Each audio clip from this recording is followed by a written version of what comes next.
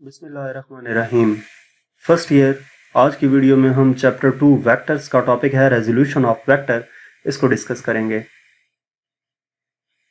Resolution of vector की अगर हम बात करें तो रेजोल्यूशन से मुराद ये है कि एक वेक्टर को दो हिस्सों में डिवाइड कर देना।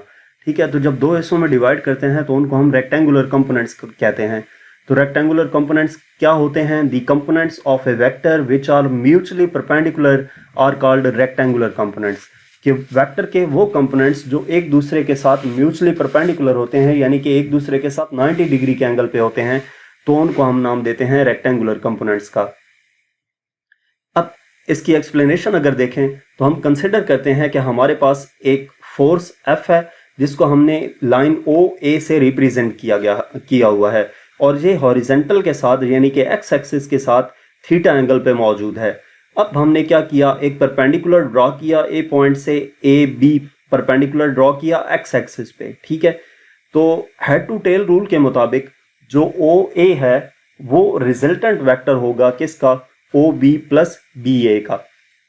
यानी कि जब यहां से परपेंडिकुलर वेक्टर ड्रॉ करेंगे ना, तो ये OB एक वेक्टर आ गया, FX इसको नाम देंगे एक्स एक्सिस के अलॉन्ग है इस वजह से, और दूसरा B से A तक है BA वेक्टर, इसको FY का नाम देंगे क्योंकि ये Y एक्सिस के अलॉन्ग है। यानी कि इस फोर्स के दो कंपोनेंट आ गए, एक हमारे पास FX आ गया और दूसरा FY आ गया। तो कंपोनेंट जो है OB और BA ये परपेंडिकुलर हैं एक दूसरे के, इस वजह से इनको perpendicular components of force F या परपेंडिकुलर कंपोनेंट्स ऑफ OA कहेंगे। जो OB है वो एक्स एक्सिस के अलॉन्ग है, तो इसको हम FX का नाम देंगे, ये हॉरिजेंटल कंपोनेंट होगा। और जो BA है वो Y एक्सिस के अलॉन्ग है, तो इसको Y कंपोनेंट का नाम देंगे, यानी कि FY से रिप्रेजेंट किया है इसको। तो इस हेड टू टेल रूल के मुताबिक हमारे पास जो फोर्स F है वो FX प्लस FY के इक्वल है।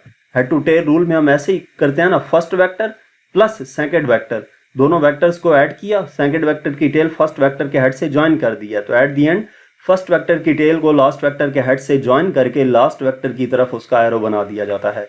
तो हेड टू टेल रूल के मुताबिक जो F है वो इक्वल है FX प्लस FY के।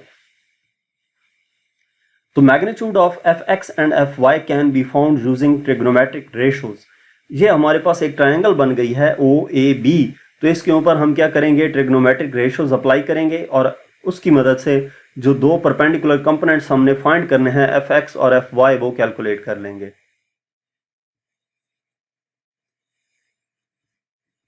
तो यही ट्रायंगल हमने इस स्लाइड में शो कर दी है आपको कि राइट एंगल ट्रायंगल OBA में अगर हम cos थीटा अप्लाई करते हैं तो cos थीटा किसकी इक्वल होगा? बेस ओवर हाइपोटेनियस, यानी कि OB divided by OA, OB FX है डिवाइडेड बाय OA F है, तो cos theta equal to FX over F आ गया। यहां से x कंपोनेंट FX कैलकुलेट करना है तो F इधर जाकर मल्टीप्लाई होगा, यानी कि FX इक्वल हो जाएगा F cos थीटा के। इसी तरह इसी ट्रायंगल के ऊपर हम साइन थीटा अप्लाई करेंगे। ठीक है, साइन थीटा किसकी इक्वल होगा? Perpendicular over hypotenuse. परपेंडिकुलर हमारे पास BA है और हाइपोटेनियस हमारे पास OA है, यानी कि FY डिवाइडेड बाय F हो जाएगा, तो F इधर जाकर मल्टीप्लाई होगा, FY इक्वल हो जाएगा F साइन थीटा के। These are the perpendicular components, यानी कि FX और FY परपेंडिकुलर कंपोनेंट्स हैं जो कि हमने फाइंड करने थे। तो यहां तक हमारे पास रेजोल्यूशन ऑफ वेक्टर टॉपिक था। मजीद किसी भी चैप्टर का कोई भी टॉपिक देखने के लिए हमारा चैनल विजिट करें। इसके अलावा अगर आप किसी भी सब्जेक्ट की ऑनलाइन जो हम ट्यूशन पढ़ना चाहते हैं तो हमसे व्हाट्सएप पे कांटेक्ट कर सकते हैं। Thank you.